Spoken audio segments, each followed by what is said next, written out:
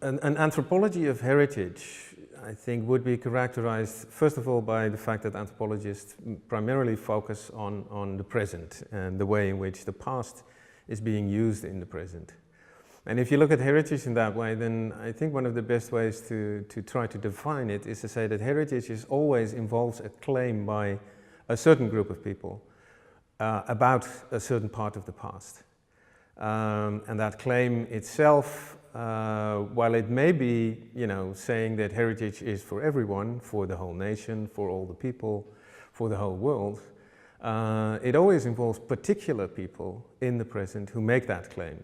And in making that claim, they very often either forget that they exclude other people, or they think of their own claims as more important than claims of other people.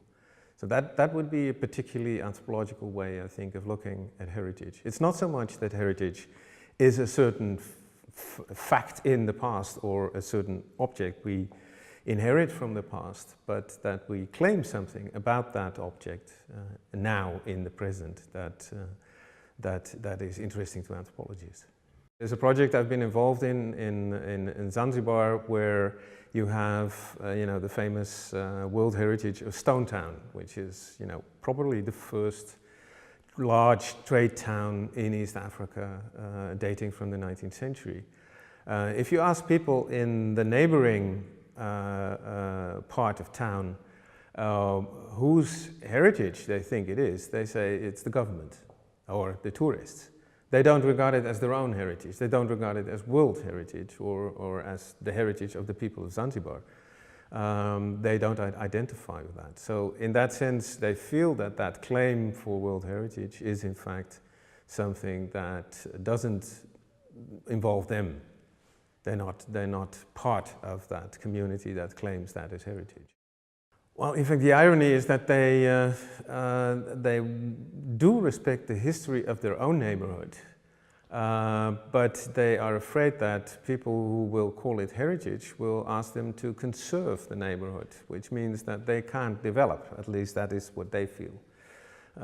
So they have the sense that heritage, because it's fixed on conservation, excludes their own wishes for a better future, for better buildings, better ways of living, better sanitary arrangements, whatever.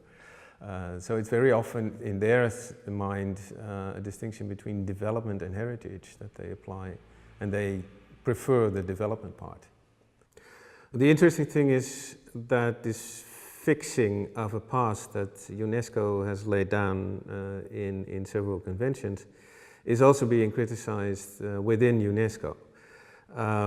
If you look at the Stone Town area, which is the World Heritage Site in Zanzibar, you see that they've experienced quite a lot of problems since it was designated as a World Heritage Site in 2000.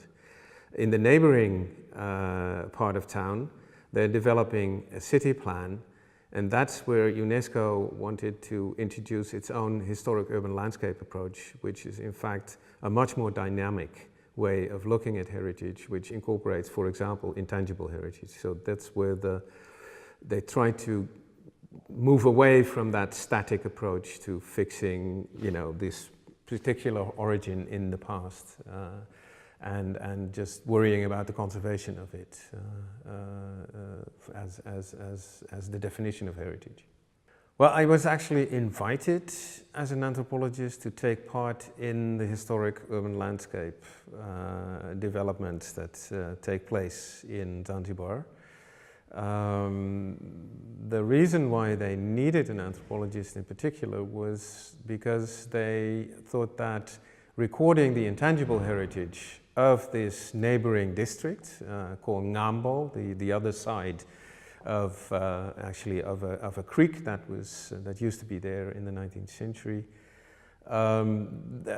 They wanted to know how they should record intangible heritage, how they could get the stories of people living there, and therefore also what they remember about their own history. That neighborhood is also a 19th century neighborhood, except that it wasn't as much urbanized as the part that is now designated as World Heritage.